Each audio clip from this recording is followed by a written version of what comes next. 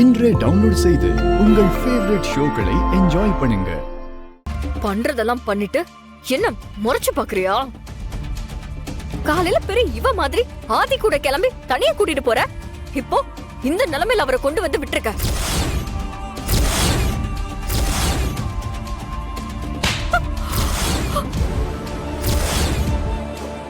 பாரதி, சத்தம் போட்ட மறுபடியும் ஒரு அடி விழும்.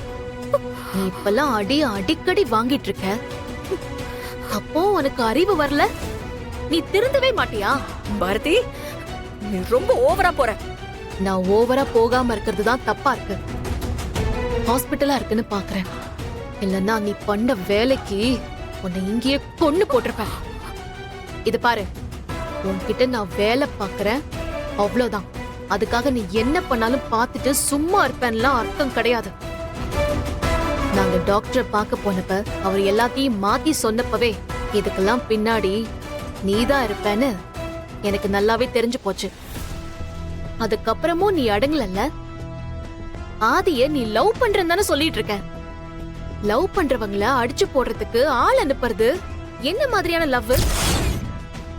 ஹாஸ்பிட்டல்ல இருந்து நாங்க வெளியே வந்ததும் எங்க 2 பேரையும் நீ அடிக்கிறதுக்காக ரவுடிங்கள அனுப்பியிருக்க. நீ எல்லாம் என்ன மாதிரி ஜென்மோன்னு எனக்கு தெரியல.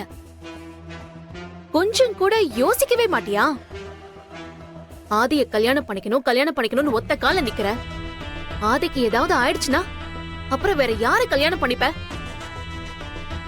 எவ்ளோ திமிரு இருந்தா இந்த மாதிரி ஒரு வேலையை நீ பாத்திருப்ப? பாரதி, நீ தேவையில்லாம கண்டத்தை பத்தி பேசிக்கிட்டு இருக்க. ஏன் ஆதிய அடிக்கிறதுக்கு நான் ஆளுங்களை அனுப்பினா? என்ன உளற? சும்மா நடிக்காத மித்ரா. நீ எல்லாத்தையுமே பண்ணிட்டு எதுவுமே தெரியாத மாதிரி நடிக்கிறியா? இதெல்லாம் உன்னால மட்டும்தான் பண்ண முடியும்னு எனக்கு நல்லாவே தெரியும். உன்னை இவ்ளோ நாளா நான் பார்த்துட்டு தானே இருக்கேன். இங்க பாரு, நான் நினைச்சா ஒரு நிமிஷத்துல எல்லாத்தையுமே மாத்த முடியும். ஆனா நான் ஏன் அதை பண்ணாம இருக்கேன்னு தெரியுமா?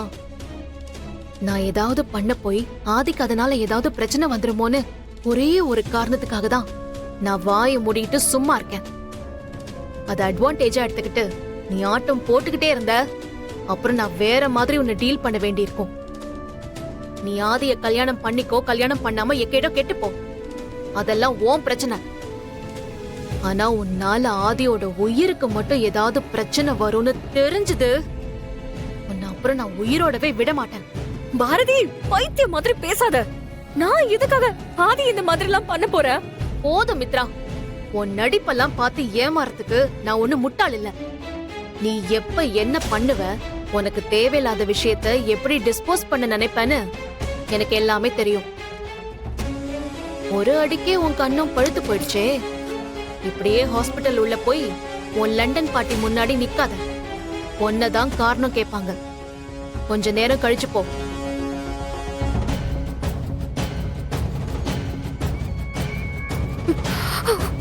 பாரதி, நீ மறுபடியும் தப்பு பண்ற. கண்டிப்பா இது எல்லாத்துக்கும் சேர்த்து நீ அனுபவிக்க தான் போற. அனுபவிப்ப.